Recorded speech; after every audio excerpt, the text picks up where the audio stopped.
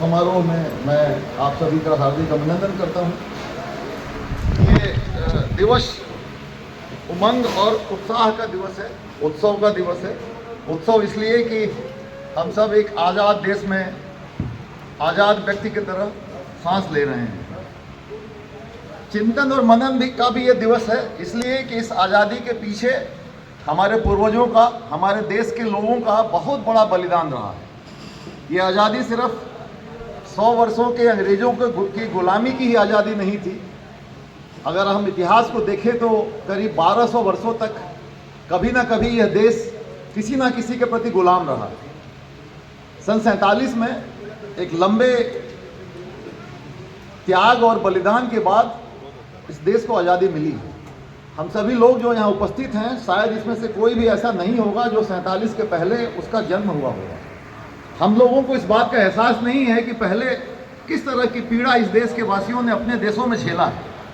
ये चिंतन का दिन है कि जब हम अपने पुरखों के प्रति, अगर हम अपने वैसे घर के लोगों के प्रति जब उनको देखते हैं, उनसे कहानियाँ सुनते हैं, तो हमें पता चलता है कि पराधीन होना किस तरह की एक बड़ा चिंतनीय विषय हो सकता है।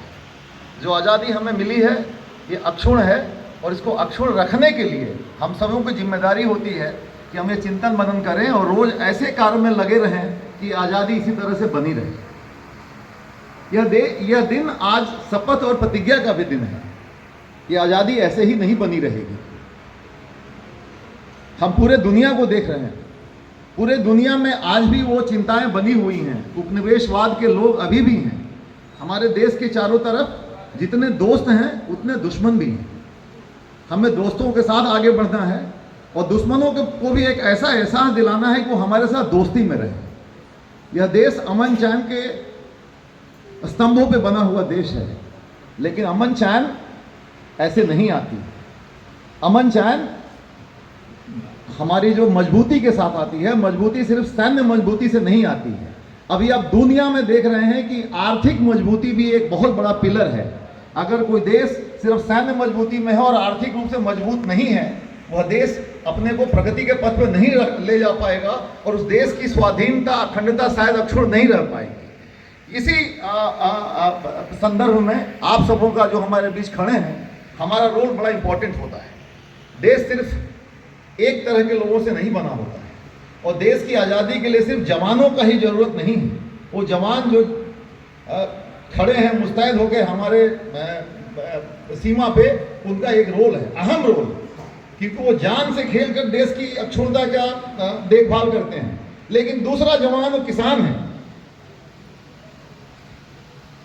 जो खेतों में काम करता है और अन्नदाता है, जिसके उपार्जन से हम आज भारत में आत्मनिर्भरता की तरह रहते हैं और हमें किसी भी चीज़, किसी भी अन्न की आवश्यकता के लिए कहीं विदेशों में किसी पे हमें निर्भर नहीं होना पड़ता है। तीसरे जो योद्धा हैं इस देश की अक्षुण्णता में और देश की प्रगति में, वो आप सभी हैं। क्योंकि अभी जैसा मैंने कहा कि वित्तीय सुदृढ़ता जो है वो देश का बहुत बड़ी आवश्यकता है। कल परसों हम लोग बंबई में थे, हमारे मिनिस्ट्री ऑफ फाइनेंस के एक मित्र ने एक बड़ी अच्छी बात कही। हमारे एक पड़ोसी मुल्क ने $1 बिलियन का IMF से बड़ी मुश्किल से लोन लिया। $1 बिलियन 8,500 करोड़ रुपये होते हैं। वो हम एक बाईं हाथ से एक लोन लेते हैं और अपने किसी देश के विकास में उसको डाल देते हैं। हम वहां खड़े हैं, दोनों देश एक साथ आजाद हुए थे। एक मुल्क आज $1 बिलियन के लोन के लिए हर जगह हाथ जोड़ के खड़ा होता है, और इस देश में हमारी कंपनी की तरह दर्जनों कंपनियां हैं जो $1 बिलियन एक दिन में रेज करते हैं और देश के विकास में लगा देते हैं। ये गौरव का विषय है, लेकिन ये घमंड का विषय नहीं है। घमंड का विषय इसलिए नहीं है कि अभी भी हम दुनिया के चौथे सबसे बड़ी आर्थिक शक्ति हैं, और इस देश को 2047 में दुनिया का सबसे बड़ा आर्थिक शक्ति बनना है। जब तक हम सपने नहीं देखेंगे, हम आगे नहीं बढ़ेंगे। 78 साल में हम 12वीं 15वीं आर्थिक व्यवस्था से आज तीसरे और चौथे के मुकाम पे खड़े हैं, और ये सपना सिर्फ सपना नहीं है। जिस तरह से हम आगे बढ़ रहे हैं, इस बात की संभावनाएं जो नौजवान हमारे हैं उनके पास होना चाहिए कि 2047 में हम अमेरिका से बड़ा आर्थिक प्रतिष्ठान बनेंगे, और इसके प्रति हमें आगे बढ़ना चाहिए। जब हम ऐसा सोचते हैं तो हम ये सोचते हैं कि हमारी कंपनी का जहां हम काम कर रहे हैं और जहां हम सौभाग्यशाली हैं कि हम देश के एक उपक्रम के साथ काम कर रहे हैं, जो हर देशवासी जो अपना दुकान भी चलाता है, जो रिक्शा चलाता है, जो गाड़ी चलाता है, वो भी देश की सेवा में लगा हुआ है। लेकिन हम सभी सौभाग्यशाली हैं कि हम देश के एक ऐसे ऑर्गेनाइजेशन के साथ काम कर रहे हैं जो सीधा देश की सेवा में लगा हुआ है। हम अभी 35-40 वर्षों के इस IRFC के यात्रा के बाद IRFC 2.0 के मुकाम पे खड़े हैं। 2 दिनों पहले हम लोग मुंबई गए थे। देश के सभी बड़े वित्तीय संस्थाओं के साथ, मिनिस्ट्री ऑफ फाइनेंस के लोगों के साथ हमारी मुलाकात हुई थी। हमने आपके नए स्क्रिप्ट के बारे में वहाँ पर चर्चा की, उस स्क्रिप्ट को हमने सुनाया। आजकल OTT का ज़माना है, सीरियल का ज़माना है, हम उससे अपने को कंपेयर कर सकते हैं। हमारा सीरियल भी लंबा चलने वाला है। हमने उनको आपका स्क्रिप्ट बताया 2.0 का, हम कैसे प्रगति की राह पे आगे बढ़ने वाले हैं। DF साहब मेरे साथ थे, हमारे विशिष्ट अतिथि जो आज राहुल कपूर साहब रेलवे बोर्ड से आए हैं वो भी हमारे साथ थे, दोनों इस बात के साक्षी हैं। सब ने आपके स्क्रिप्ट को सराहा है। कुछ लोगों ने ये कहा कि this script is too good to be believed. हमने उनको कहा कि जब हम एपिसोड 1 लेके आएंगे, जब हम एपिसोड 2 लेके आएंगे, तो आप देखेंगे कि जो स्क्रिप्ट मैंने आपको सुनाया है उसको हम मूर्त रूप दे रहे हैं। हमने ये भी कहा कि हम आपके पास आए हैं, कम से कम 16 एपिसोड की आपको हम गारंटी देते हैं। अगले 4 वर्षों में हमने जो आपको कहा है इस स्क्रिप्ट के माध्यम से हम करके दिखाएंगे। हम 2 नारा आपके साथ शेयर करना चाहते हैं आज। इस वित्तीय वर्ष में हमारा पैट 7,000 के पार, ये नारा हम सभी को याद रखना है। जो व्यक्ति हमें हमारे ऑफिस में एडमिनिस्ट्रेशन में काम करता है, जो व्यक्ति बोरोइंग में काम करता है, जो व्यक्ति बिजनेस डेवलपमेंट में काम करता है, सबको एक नारा याद होना चाहिए, इस वर्ष 7,000 के पार। ये हमारा पैट का नारा है, हमारे शुद्ध लाभ का नारा है। और दूसरा बड़ा नारा जो हमारा है, 5 वर्षों में इस कंपनी का पैट 10,000 के पार। ये 2 बातें हम याद रखेंगे। हमें उसके लिए क्या करना है, उस पर हम काम करेंगे।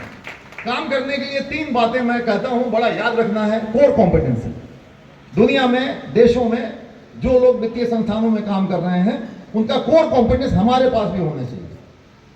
हम मनी रेज करते हैं, सबसे सस्ता बोरोइंग हम कैसे करें, हम बिजनेस करते हैं लुक्रेटिव दाम पे, हम कैसे कोई अपना व्यवसाय करें जहां हमारा जो कस्टमर है उसे भी सबसे सस्ते दाम काम में हम लोन दें और हमें भी अच्छी मुनाफा हो, ये देखना जरूरी है।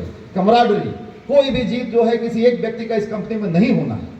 कोई भी एक जीत होती है, कोई भी एक अच्छा कार्य हम करते हैं उसके पीछे हर लोगों का योगदान है। तो इसका कमराडरी का बड़ा महत्व है किसी कंपनी में। इस कंपनी में हम 50-60 जो कर्मी हैं, हमारे साथ जो मेंटोर्स हैं, हमारे साथ जो कंसल्टेंट्स हैं, सब मिलके हम कोई भी जीत हमारी हो रही या कहीं हमारी कोई जीत नहीं भी हो रही, तो ये कलेक्टिव एफर्ट है। कमराडरी को कभी नहीं भूलना इस कंपनी में। और कॉर्पोरेट बेस्ट का नारा हमें देना है। मुझे लगता है कि जब हम बात करते हैं कि हम सबसे अच्छे हैं, सबसे अच्छे में सिर्फ सरकारी कंपनियों को बात नहीं करना है। किसी ने हमें कहा कि ये कंपनी, बंबई में ही कहा कि आपकी कंपनी विश्व की ऐसी कंपनी है जहां एक अगर एम्प्लॉय का पर एम्प्लॉय आय लिया जाए 500 करोड़ से ज़्यादा है। पता नहीं आपने इस पर कभी जो इसको सोचा है कि नहीं सोचा। और एक एम्प्लॉय का पर एनम अगर इनकम एक एम्प्लॉय पर डाला जाए 100 करोड़ से ज़्यादा है। उसने मुझे बताया कि दुनिया की ऐसी कोई कंपनी नहीं है जिस कंपनी का पर एम्प्लॉय पैट जो मुनाफा हो 100 करोड़ से ज़्यादा हो और पर एम्प्लॉय इनकम जो है वो 500 करोड़ से ज़्यादा हो। आप और हम सबको इस बात का गौरव होना चाहिए। उस गौरव के साथ हमें ये जिम्मेदारी भी होनी चाहिए कि 500 करोड़ को हमें 700 करोड़ पे ले जाना है और 100 करोड़ को हमें 150 करोड़ पे ले जाना है। ये हम अपने लिए नहीं कर रहे हैं। सौभाग्य की बात यह है कि हमें जो कॉम्पिटिशन मिलता है वो तो मिलता है, एंड ऑफ द डे हमें ये फीलिंग आनी चाहिए कि देश सेवा में ये कंपनी काम कर रही है। और देश सेवा की जब फीलिंग के साथ आप काम करते हैं तो आप उस जज्बे के साथ काम करते हैं जहां देश की अखंडता, देश को आगे बढ़ाने का जज्बा और आपका सेल्फ सेटिस्फैक्शन, तीनों चीज़ों का एक साथ कंप्लीटनेस होता है। मैं ज़्यादा बात और नहीं करूँगा क्योंकि ये समय, आज का दिन जो मैंने कहा चिंतन का दिन तो है, शपथ का भी दिन है, देशभक्ति वाले जज्बा का भी दिन है। और मुझे लगता है लोगों में सोच है कि जो वित्त में काम करते हैं, जो फाइनेंस में काम करते हैं, वो थोड़ा लेट बैक तरीके से काम करते हैं। मैं इस बात को कतई नहीं मानता। 30 वर्षों की नौकरी में मैं रेल में भी रहा हूँ। किसी को ये लगता होगा कि जो ऑपरेशन में काम करता है वो ज़्यादा मुस्तैदी से काम करता है, ऐसा नहीं है। वित्त में भी जो लोग काम करते हैं वो भी उतने ही मुस्तैदी से काम करते हैं। और इस देश के कि आर्मी का एक जो जयघोष है, नाम नमक निशान, आप नाम के लिए काम करते हैं, आप देश के खुददारी के लिए काम करते हैं और आप निशान के लिए काम करते हैं कि आज जब निकले तो आपके छाती पे एक तमगा होना चाहिए। ये जज्बा हमारे पास भी होना चाहिए। हम भी वही काम कर रहे हैं जो दूसरे लोग इस देश के लिए कर रहे हैं। अगर हम उस जज्बे के साथ काम कर देंगे तो हम उसी तरीके से आगे बढ़ेंगे और हमारा उत्साह, हमारा जो कमराडरी का जो तरीका है वो वैसा ही होगा जैसा हमारे देश के नौजवान एक साथ काम करते हैं। इस जज्बे के साथ हमें आगे बढ़ना है। हम किसी को पीछे छोड़ने के लिए काम नहीं कर रहे हैं।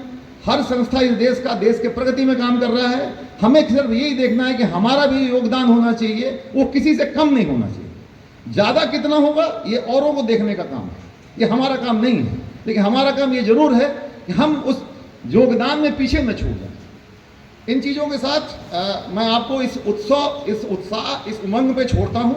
मैं आप सबको धन्यवाद देता हूँ कि इस दिन आप सभी इस समारोह में उपस्थित हुए हैं।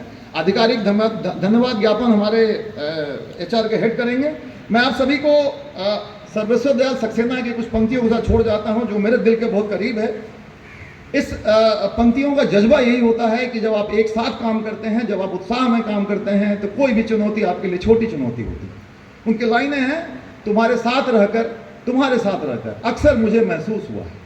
जब आप समूह में होते हैं, जब आप एक चैलेंज के लिए होते हैं, तो आप ऐसा फील करते हैं। तुम्हारे साथ रहकर अक्सर हमें ऐसा महसूस हुआ है कि हम असमर्थताओं से नहीं, संभावनाओं से घिरे हैं।